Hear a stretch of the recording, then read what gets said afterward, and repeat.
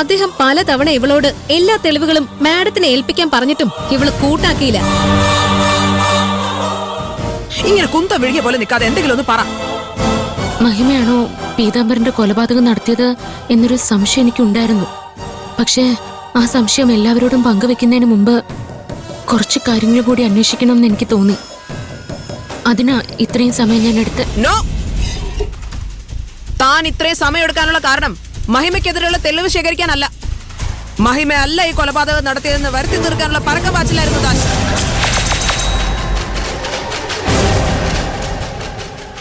തനിക്ക് ആ surgical knife കണ്ടപ്പോ തന്നെ അത് മഹിമയുടേതാണെന്ന് മനസ്സിലായി. താനൊരു നല്ല പോലീസുകാരിയായിരുന്നെങ്കിൽ അപ്പൊ തന്നെ തന്റെ സംശയം മേലുദ്യോഗസ്ഥരെ അറിയിച്ചേനെ. പക്ഷെ താൻ സ്വന്തം അനിയത്തെ രക്ഷിക്കാൻ വേണ്ടി തെളിവുകൾ മറച്ചുവെച്ചു. താൻ മാധവൻ സാറിന്റെ മകളായതുകൊണ്ട് അദ്ദേഹത്തിന്റെ ഗുണം കാണിക്കുമെന്നാ ഞാൻ കരുതിയത്. താൻ അദ്ദേഹത്തിന് ചീത്തപ്പേര് മാത്രമേ ഉണ്ടാക്കൂ. You should be ashamed of yourself. ഇത് ഇവളുടെ സ്ഥിരം പരിപാടിയാ മാഡം. എന്തെങ്കിലും കാര്യം കൈവിട്ട് പോയി എന്ന് മനസ്സിലായ അപ്പ കരഞ്ഞോളൂ. പിന്നെ ആരും ഒന്നും പറയില്ലല്ലോ. അരവിന്ദാക്ഷൻ സാറിനെ ഇവള് പോക്കറ്റിലാക്കിയതും ഈ നമ്പർ ഇറക്കിയിട്ടില്ലേ? ഇവൾ ഇങ്ങനെ ഒരു തെറ്റ് ചെയ്യുന്നുണ്ടായിരുന്നെന്ന് തനിക്കറിയായിരുന്നോ? ഒരിക്കലും ഇല്ല മാഡം. അറിഞ്ഞിരുന്നെങ്കിൽ കൈയോടെ ഞാൻ മാഡത്തിനെ അറിയിച്ചേനെ. താൻ കാണിച്ച അഹങ്കാരത്തിന് തനിക്കെതിരെ എന്തായാലും നടപടി ഉണ്ടാവും. പക്ഷെ അതിനി സമയമുണ്ട്. ഇപ്പൊ നമുക്കൊരു പ്രധാനപ്പെട്ട ചടങ്ങ് നടത്താനുണ്ട്. മഹിമയെ അറസ്റ്റ് ചെയ്യണം.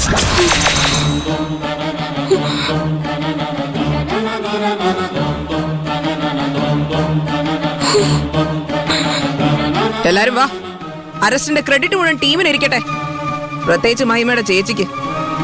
അനിതേ, ഇവളുടെ ഫോൺ വാങ്ങി വെച്ചേക്ക്. റിസ്ക് എടുക്കണ്ട. Okay madam. താടി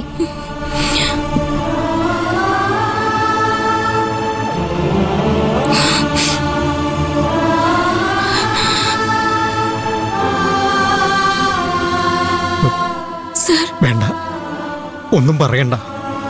ഒരു സീനിയറിന്റെ സ്ഥാനത്ത് നിന്നല്ല ഞാൻ നിന്നോട് പെരുമാറിയിട്ടുള്ളത്. കാരണം ഞാൻ നിന്നെ കണ്ടത് എന്റെ മകളുടെ സ്ഥാനത്താ. ആ എന്നിൽ നിന്നും നീ ഇതൊക്കെ മറച്ചു വെച്ചത് എനിക്ക് സഹിക്കാൻ പറ്റില്ല മോളെ. സാർ അറിഞ്ഞ ഉറപ്പായിട്ടും ഐശ്വര്യ മാഡത്തോട് എല്ലാം പറയാൻ ആവശ്യപ്പെടുമെന്ന് ഞാൻ കരുതി. ശരിയാണ്, അങ്ങനെ തന്നെ പറയൂ. കാരണം അതാണ് നമ്മുടെ ഡ്യൂട്ടി. പക്ഷേ അവളെ അറസ്റ്റ് ചെയ്തതിന് ശേഷം മഹിമയല്ല കുറ്റക്കാരി എന്ന് തെളിയിക്കുന്നത് വരെ ഞാൻ ശ്രമിക്കുമായിരുന്നു. ഈ മുഴുവൻ ഡിപ്പാർട്ട്മെന്റും നിന്റെയും മഹിമയുടെ കൂടെ തന്നെ. പക്ഷേ നീ ഞങ്ങളെ വല്ലാതെ ചെറുതായി കണ്ടുപോളെ. അതിലെനിക്ക് നല്ല വിഷമമുണ്ട്. പക്ഷേ അതിനേക്കാൾ എനിക്ക് വിഷമം നീ കാരണം മാധവനൊരു ചീത്തപ്പേരുണ്ടായതാണ്. അദ്ദേഹത്തെ പോലെ സത്യസന്ധനായ ഒരു പോലീസുകാരന് ഇങ്ങനൊരു ഗതി ഉണ്ടാവരുതായിരുന്നു. നീ മാത്രമാണ് ഇതിന് ഉത്തരവാദി.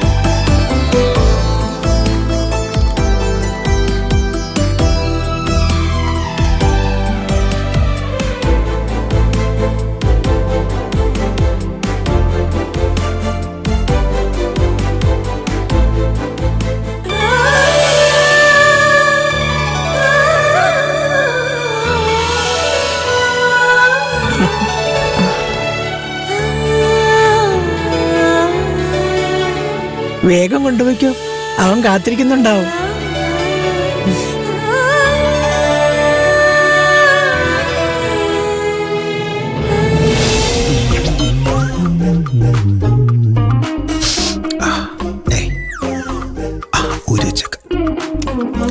ഇവിടെ ഇരിക്കട്ടെ.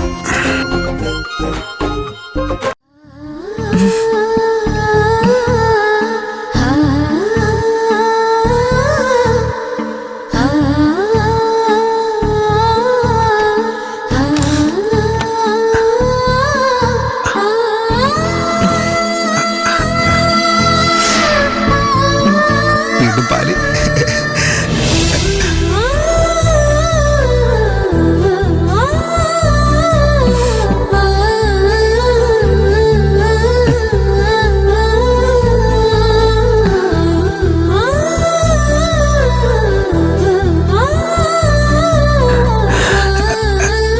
മതിയോ?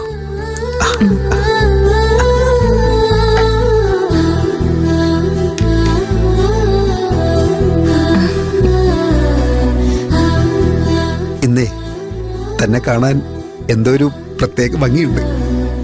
അതെന്താ, ബാക്കി ദിവസങ്ങളിൽ ഭംഗി തോന്നാറില്ലേ?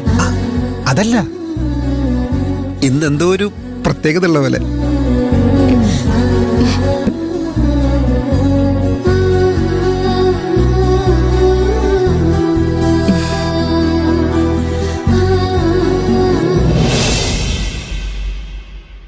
ഇത്രയും കാലം തന്നെ അകറ്റി നിർത്തിയതില് എന്നോട് ദേഷ്യം തോന്നുന്നുണ്ടോ?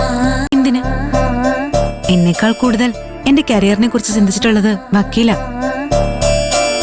ഇങ്ങനൊരു ഭർത്താവിനെ കിട്ടിയതേ എന്റെ ഭാഗ്യല്ലേ? അങ്ങനെയൊന്നുമല്ലല്ലോ താൻ പറയാറുള്ളത്. ഞാൻ വിശ്വാമിത്രനാണ്, റൊമാൻറ്റിക് അല്ലാത്ത ബോർനാണെന്നൊക്കെ അല്ലേ? അതൊക്കെ ദേഷ്യം വരുമ്പോ ഞാൻ അറിയാതെ പറയുന്നല്ലേ. നല്ല ഭർത്താക്കന്മാരെ അതൊക്കെ പെട്ടെന്ന് ക്ഷമിക്കും. ആണല്ലേ? എന്നാലേ നമുക്ക് ഇടന്നാലോ?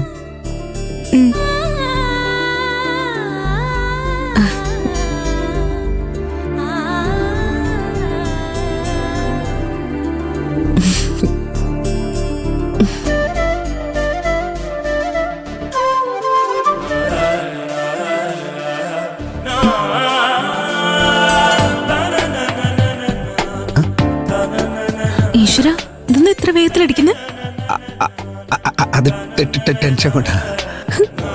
കല്യാണം കഴിഞ്ഞ് ഇത്രയും കാലമായിട്ടും ടെൻഷനൊന്നും മാറിയില്ല വക്കീലെ?